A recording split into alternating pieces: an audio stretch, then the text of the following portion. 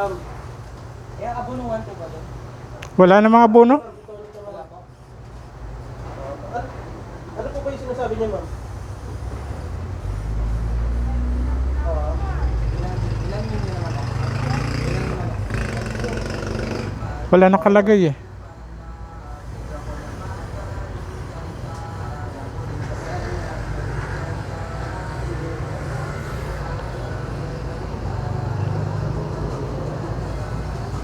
Okay, ma'am.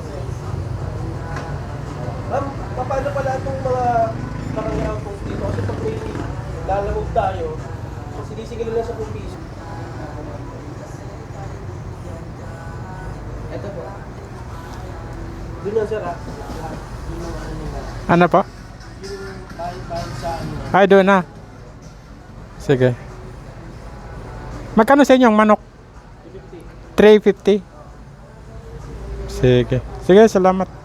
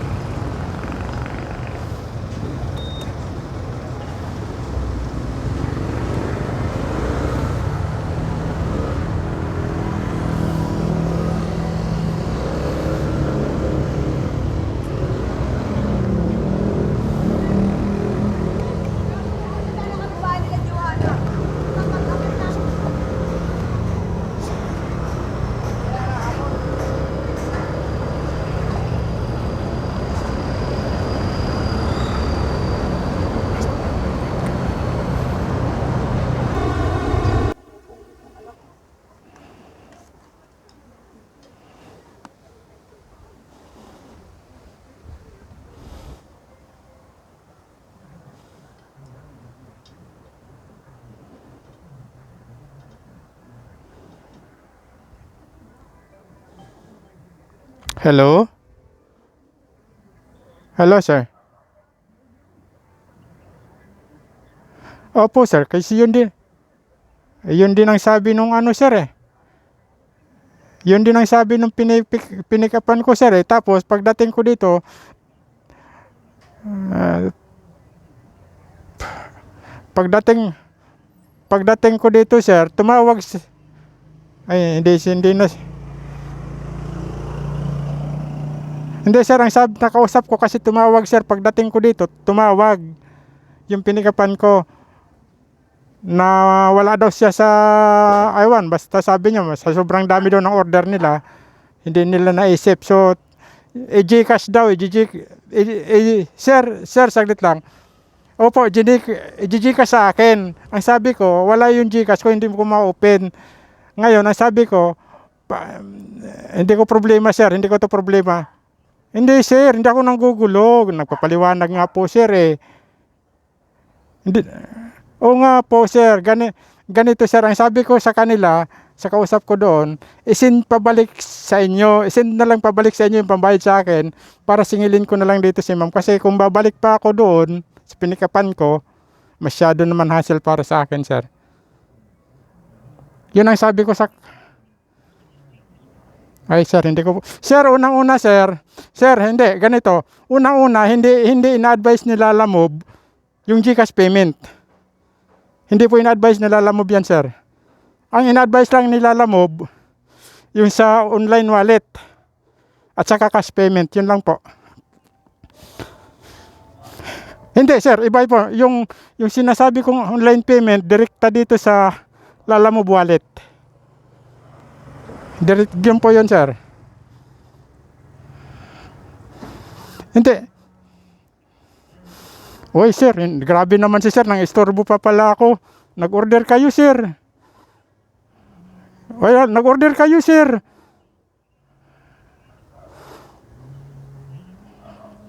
Ay, ala. Sir, ang ano nyo, yung inorderan nyo, hindi ako. Sige, reklamo nyo ako.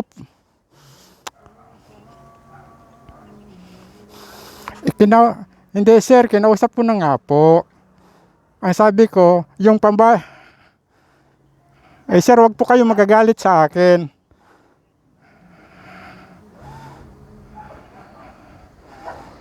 Hindi naman, ito na nga sir, nakausap ko nga po.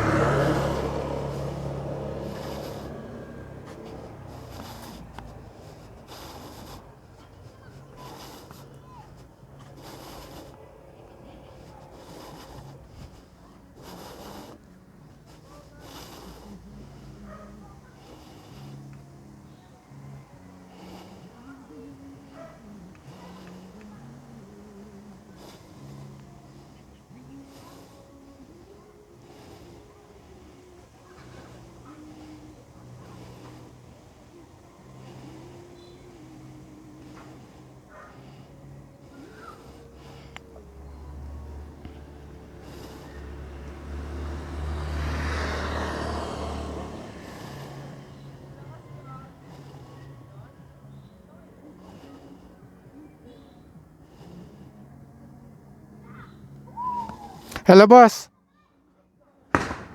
Ano ang gagawin ko dito? Ako pang inaway ng customer nyo. Iniistorbo ko daw sila. Putsa. Ay, iniistorbo ko daw sila dahil nagbayad na daw sila sa inyo. Iniistorbo ko daw yung misis niya dito. Isusumba ako pa daw.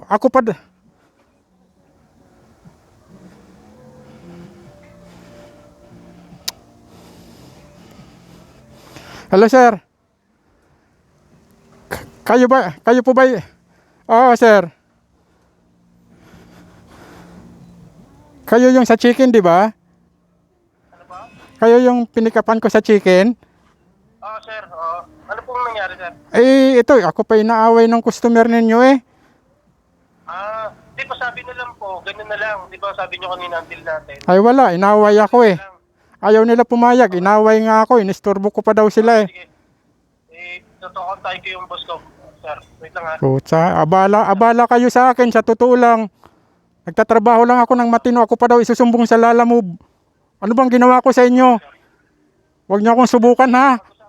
Ako nagtatrabaho ako ng matino. Pag ako sinubukan nyo, magkakasubukan tayo. Ako inahatid ko ng maayos yung booking ninyo. Huwag niyo akong subukan. Hindi kasi ako yung inaaway dito. Ako pa daw yung isusumbong sa Lalamove ng customer ninyo.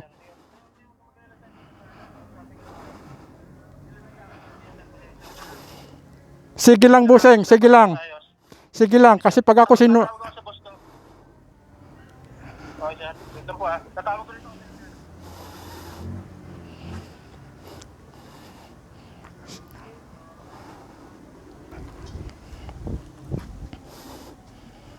Hello?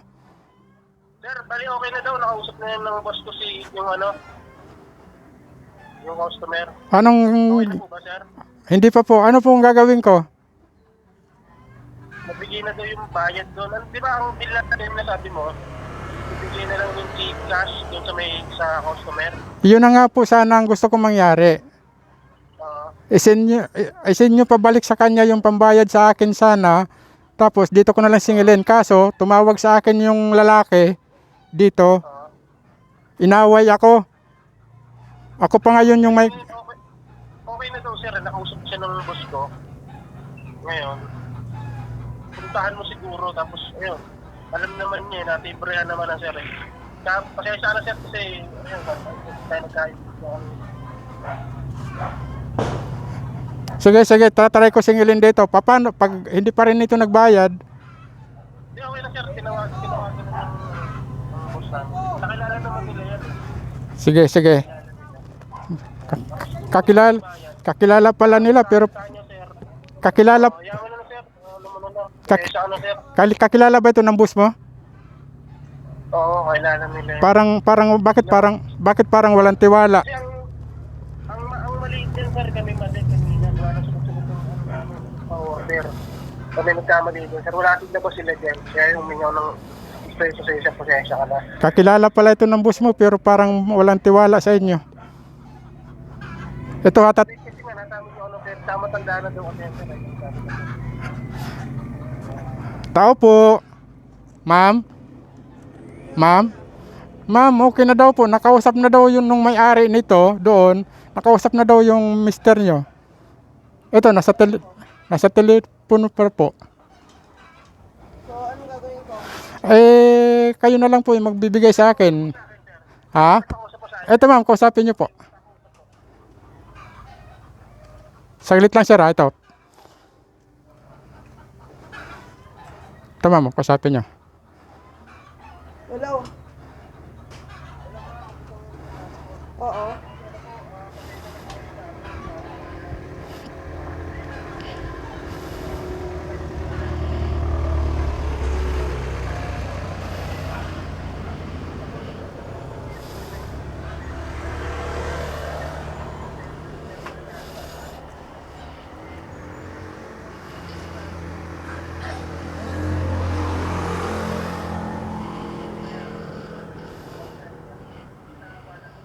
Dapat tinawagan niya siya, tapos siya tumawag sa akin.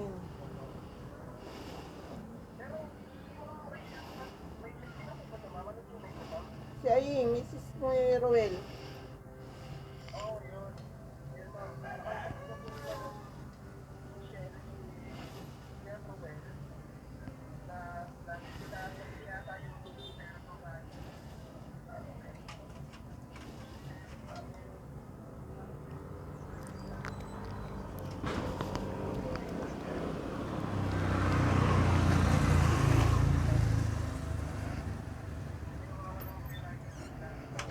Yun nga ang sabi ko sa kanya eh. Teka lang ha. Puro kasi yung anak ko eh. Ma'am, paano lang? Ma'am, O yun, sige, nag-text sa akin. Bayaran ko daw muna. Hello? nag-connect ma'am sa headset ko ma'am. Ano nga? Ano yun, kuya? 203 po. Kausapin nyo po ba? Hindi na, ito na, nag-text na. Boss, sige na boss. Ito daw. Nag-text na daw yata yung asawa niya. Pasensya na rin boss ha. Ako kasi yung inaway dito kanina eh. Kaya na high blood ako. Sige.